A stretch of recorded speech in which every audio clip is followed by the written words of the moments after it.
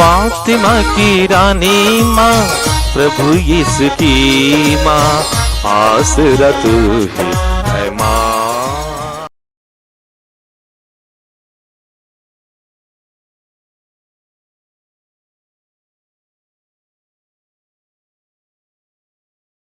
पहला पाठ उपदेशक ग्रंथ अध्याय 3 पद संख्याएं 1 से 11 तक। पृथ्वी पर हर बात का अपना वक्त और हर काम का अपना समय होता है।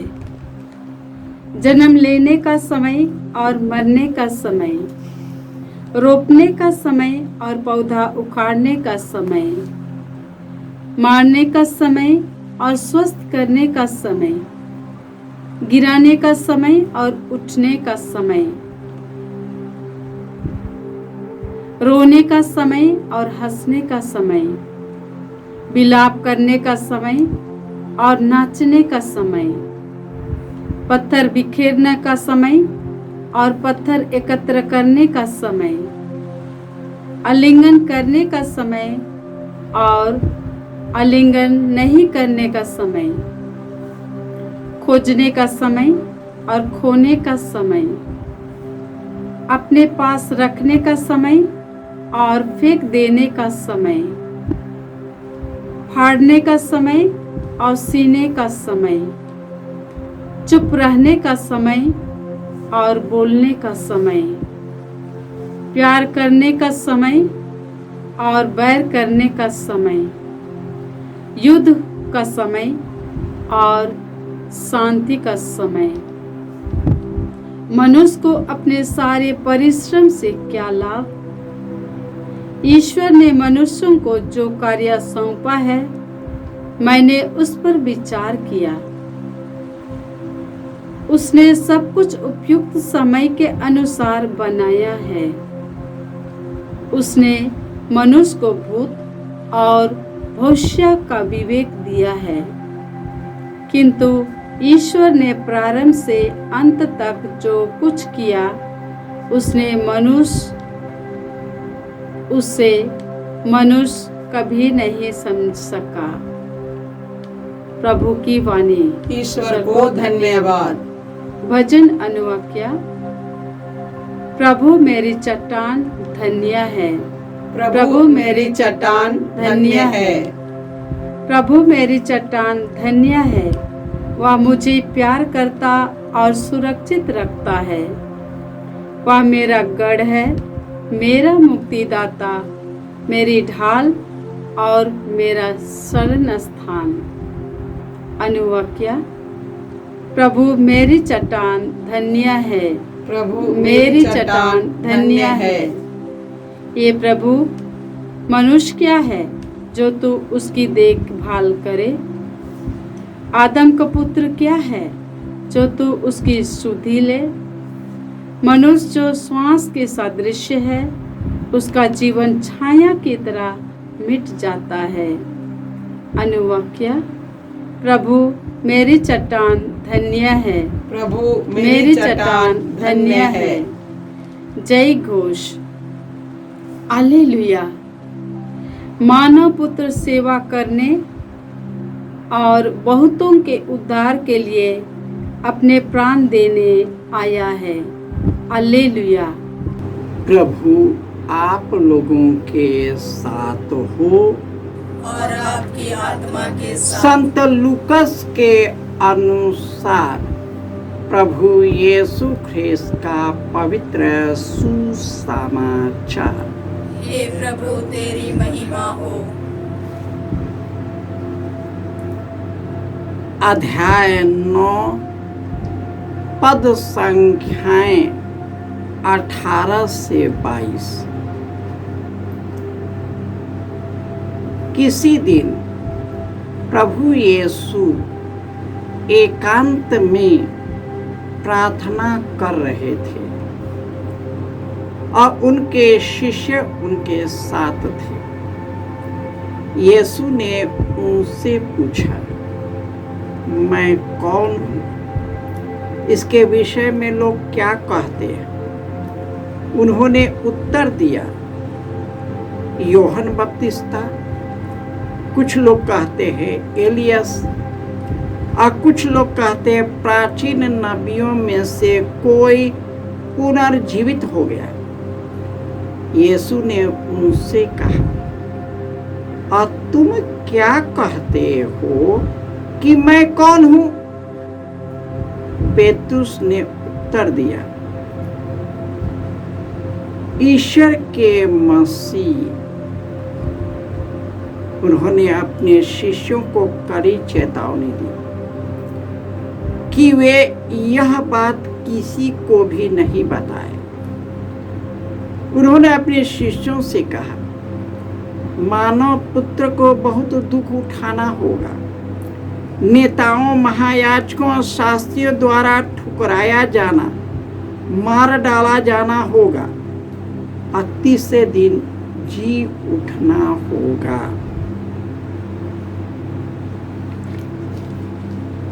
यह प्रभु का सुसमाचार है। हे क्रिस्त तेरी स्तुति हो। ख्रिस्त में प्यारे भाइयों और बहनों, ईश्वर ने उपयुक्त समय के अनुसार सब कुछ बनाया। उसने मनुष्य को अपना प्रतिरूप बनाया। उसने मनुष्य को भूत और भविष्य का विवेक दिया, किंतु ईश्वर ने प्रारंभ से अंत तक जो कुछ किया उसे मनुष्य समझ नहीं पाया। ईश्वर अपने रूप में सुंदर बनाया, प्रेम के रूप में, दया के रूप में, करुणा के रूप में, सेवा के रूप में, क्षमा के रूप में, सत्कर्म करने के रूप में, एक दूसरे को अपने समान प्यार करने के रूप में बनाया।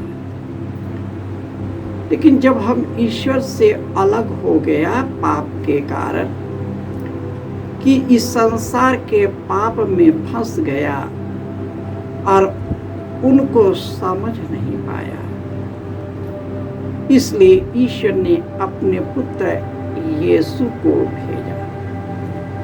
यीशु अपने पिता से जुड़े रहते थे, निरंतर प्रार्थना करते थे, त्याग तपस्या करते थे, और वही इस दुनिया के पाप और प्रलोभन से निकलने की शक्ति देता था।